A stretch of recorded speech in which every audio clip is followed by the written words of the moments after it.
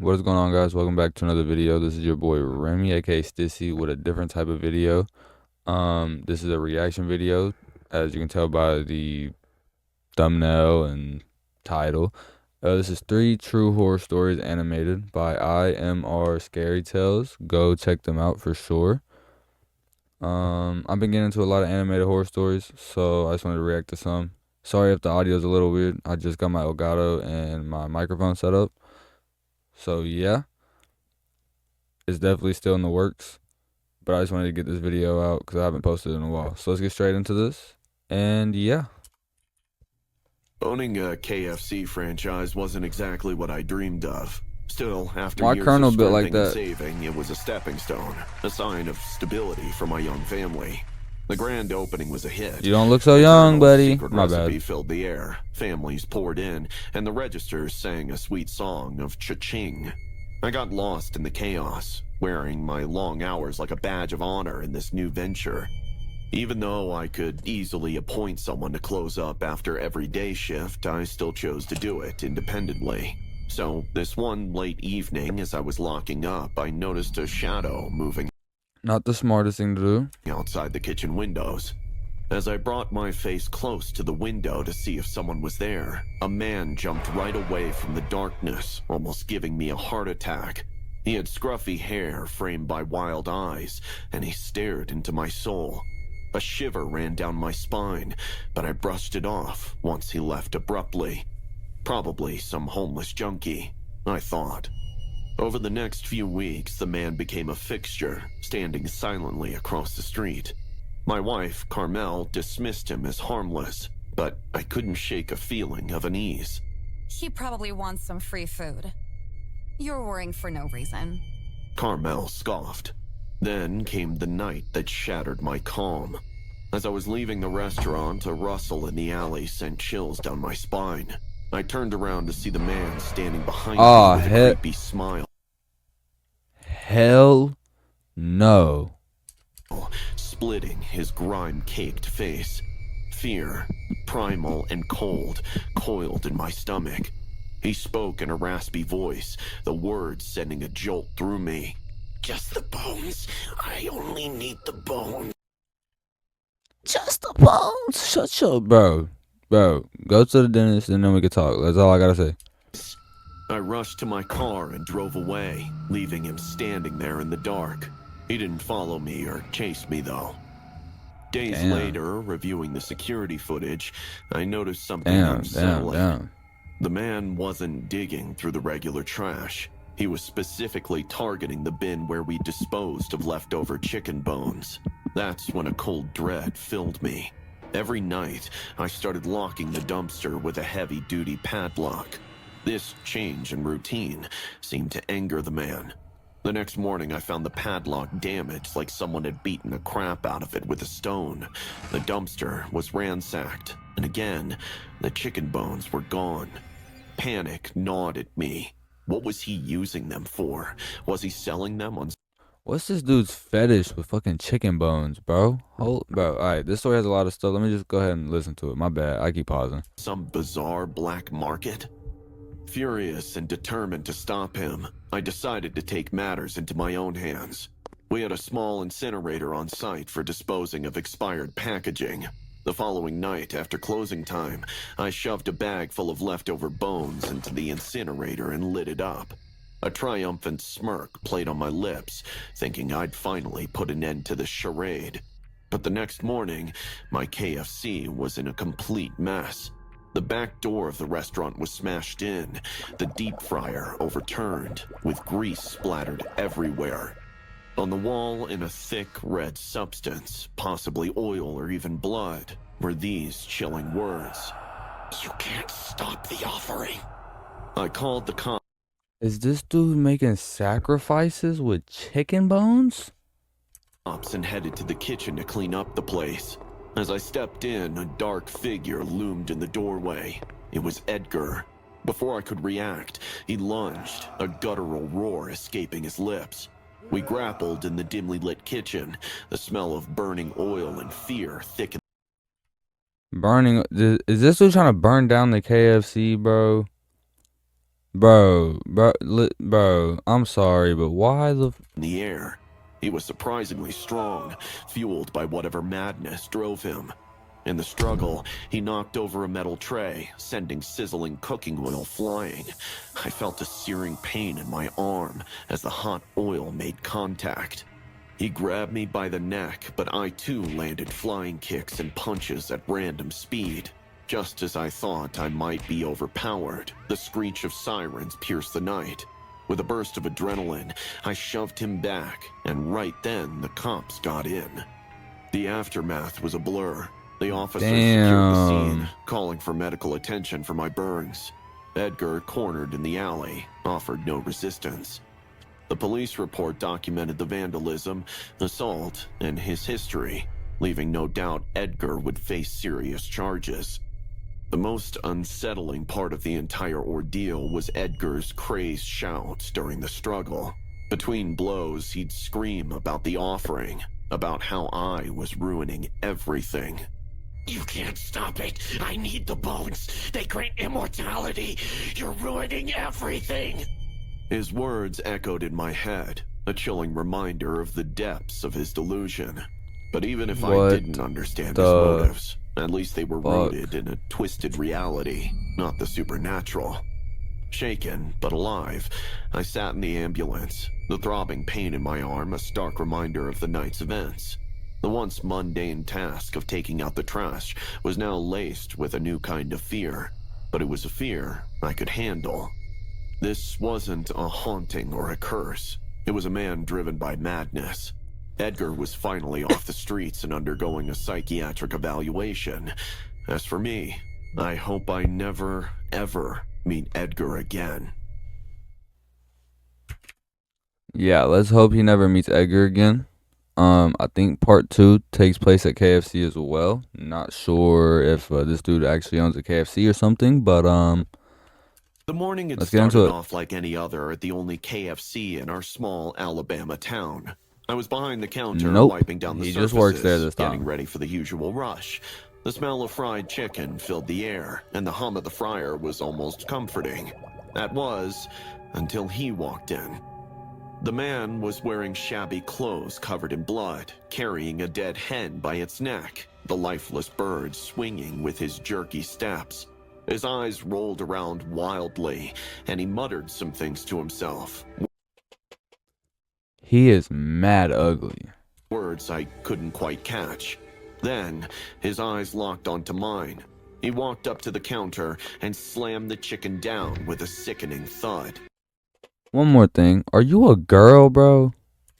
Need this chicken in my burgers. 6 burgers. And need this chicken only. This is my chicken. I felt a chill run down my spine. I tried to keep my voice steady, tried to reason with him. Sir, we can't use that chicken. We have our own. His eyes snapped to mine, wild and furious, and I saw something dark and dangerous there. My heart raced. Okay, sir. I'll take care of it. I carefully took the dead hen and, trying to keep my composure, walked to the back and threw it in the dumpster. My friend Melissa packed 6 chicken burgers and handed them to me.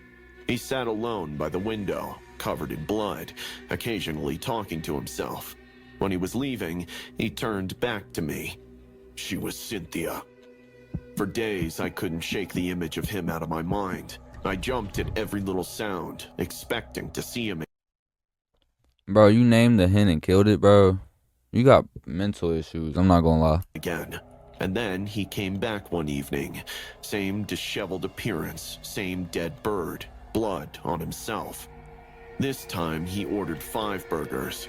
We threw the dead bird out and gave Hai his burgers, which he ate alone while talking to himself.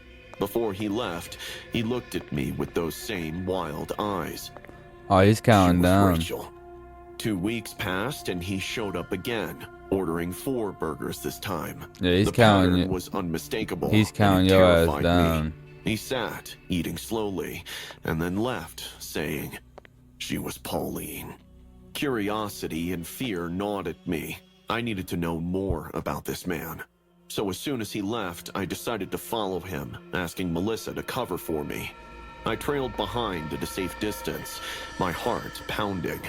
He walked with the same jerky motion, talking to himself.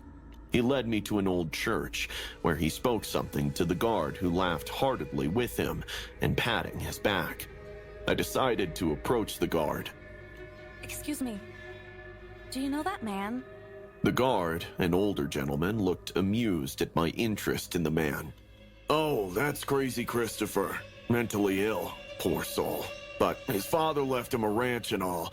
He used to be an affluent farmer, you know. But after his wife passed away in a tragedy, he became, well, cuckoo. Oh my god. If you don't mind me asking. You're following and dealing with a lunatic, bro. Get the fuck out of there before he sees you. That's all I got. Like, you know what I'm saying, chat? Like, come on, man. What happened to her? No one knows exactly. Christopher was away and their daughters were at their grandmother's. His wife was alone in the hen pen when she suffered an attack or a stroke or something. Poor man. When he returned, he found his hen feeding off of his dead wife. Something broke in his head that day. A cold dread settled in my stomach. He has daughters? Oh yeah, 6 of them. Pauline, then there's Rebecca, and, Cynthia. She's a regular at this church, but haven't seen her in a while. Blood drained from my face. Oh my fucking god. No way, right? I dialed 911 and prayed that what I was thinking was wrong. The police took him in for inquiry from the church and then stormed into the ranch later that day. What they found sent a wave of terror and grief across our small town. They found his 3 alive daughters tied up inside a barn, chained and malnourished. It took the officers 3 days to find and recover the remains of Cynthia, Rachel, and Pauline buried on the farm. They were his 3 eldest daughters. It was later revealed in the news that Christopher was seeing visions of his wife talk. I was right. This dude has been feeding or bringing, feeding the chickens and bringing them with the dead body. Hold on. Dude, whoa, no, that ain't no even okay. That's not okay, bro. To him, increasingly convincing him that they all had to suffer the same fate as hers, to be together in the afterlife. After killing each daughter one by one, he fed them to a starving hen, and then killed the bird, before carrying it to the KFC where I worked, asking for it to be made into burgers. No one had answers to why he wanted to eat those chickens only, but all his talking to himself made sense. He was probably seeing his dead wife. The whole episode made me sick, and I swore off chicken or any kind of meat after it all happened. Alright, that story was creepy as fuck. I didn't like that. Taking a job at the local And another KFC and another worker, bro. KFC seemed like a good idea. I was 24, fresh out of college and looking for something to pay the bills while I figured out my next steps. The KFC was well known for its high turnover rate amongst employees, but it didn't bother me. I figured fast food jobs were always like that. Besides, the rumors of the kitchen being haunted were just silly superstitions to me. People always make up stories to explain why they quit. It's probably just the late hours and the hard work. One night, after I closed the KFC and was leaving for home, I spotted a woman sitting by the window, holding an orange umbrella. My heart skipped a beat. I thought I had locked a customer in by mistake. I quickly unlocked the door and rushed inside, but to my shock, there was no one there. The next This is not gonna be a ghost story at KFC, is it, bro? Don't tell me that. night, I started my shift with a sense of unease. Everything seemed normal until odd things began happening. Pots and pans would fall on their own, making loud clattering noises that echoed through the empty kitchen. The fryer would turn on by itself, the oil bubbling and hissing without anyone even touching it. Cold spots followed me around, making my hairs on the back of my neck stand on end. One time, the walk-in freezer door swung open with a creak, even though I knew I had shut it tight. And then, as I went to shut it, the soda machine started dispensing drinks on its own, spilling liquid all. It's a ghost story, bro. It's a fucking ghost story at KFC. This shit can't even get any more like impractical, can it? I don't think so. over the counter. I tried to ignore the strange occurrences, focusing on my tasks. But that night, after closing up, I saw her again. The woman with the orange umbrella was sitting by the window. Only this time... Y'all see this, right? Like, I'm not, like, delusional. Her lips crusty. She has white eyes. Perfect eyebrows, though. Perfect jawline. Fucked up hair. Fucked up clothes. But damn, that jawline on point, though. She was staring directly at me. Panic surged through me, and I rushed to my car, my hands shaking as I fumbled with the keys. Before I drove away, I saw in the rearview mirror, but the woman was gone again. The next day, I confided it all in my colleague, Mike. He was an older guy and had been working at the outlet for 3 years. Mike, I keep saying this woman with an orange umbrella. She just sits by the window staring at me. It's freaking me out. Your voice pisses me off, bitch. Hey, congratulations. Mrs. Margaret has chosen to present herself to you as well. This is normal to yo ass? Bro, leave. What are you doing there, gang? Mrs. Who? Look, you were always poking about why people leave this place so quickly, right? Well, you found the reason. He pulled out an old news article on his phone from 4 decades ago. It showed a picture of a beautiful woman with 40 years ago? a big smile. The headline read, "Local businesswoman disappears on opening day of husband's restaurant." Who is she? Look at her hands. I did. To my shock, the woman was holding an orange umbrella. This place was built 4 decades ago. On the very day of the inauguration, the owner's wife, Margaret, disappeared. No one knows what happened to her. People say her spirit haunts this place, but she's harmless. Just ignore her if you see her. That night, as I locked up the outlet, I saw her again. I could see that her eyes were locked onto mine. But there was Oh, no, bro. She ain't harmless, clearly, bro. She trying to murder some. She trying to wreck some. Crash out, dummy. something about her that pulled me in. This time, as I unlocked the door and entered inside, You did, bro. What the white people. I'm white, but white people. she didn't disappear. She kept sitting there, still looking at me. Mrs. Margaret? As soon as I said her name, she got up slowly. Don't talk and then, to her. without warning, started floating towards the back of the outlet. My heart pounded in my chest as I followed her. What? Followed? Followed. You telling me you followed her? Mrs. Margaret? She didn't respond, just kept moving silently. She led me to an old, defunct storage room and then vanished behind a wall. The next day, I told Mike and the other colleagues what I saw. We all decided to investigate. She hasn't done this before. White things. Again, white person saying this, by the way, chat. Because I'm not following or investigating a ghost that walked in the back of the KFC after the... Oh my God. Or if she's leading you somewhere, there's gotta be a good reason. We entered the room and I pointed exactly where the woman had disappeared. It was unanimously decided to tear down the wall. Mike and Jim brought out hammers from Jim's brother's truck, and before the opening hours, they started tearing down the wall. Soon enough, we found a small, hidden cavity behind it. One by one, we carefully entered inside. It was covered in dust. We're about to figure out how this motherfucker died, ain't we? We finna have a whole backstory. And cobwebs and a terrible smell. But what I saw next made me scream at the top of my voice. In a corner, there was a skeleton, still wrapped in clothing from decades ago, and near its hand lay a dusty old orange umbrella, as if lost in time forever. Mrs. Margaret, apparently murdered by her husband and cleverly hidden away from the world for an eternity. Why? We'd never get to know. But since that day, Mrs. Margaret's ghost was never seen again. And with that, that's been the video. Damn, that was a turnaround. I did not expect that at the end. They got increasingly better. Damn. Alright, anyway. Well, if y'all want to see more content like this, hit that subscribe, like, and comment that y'all do like this. If not, tell me to go back to gaming.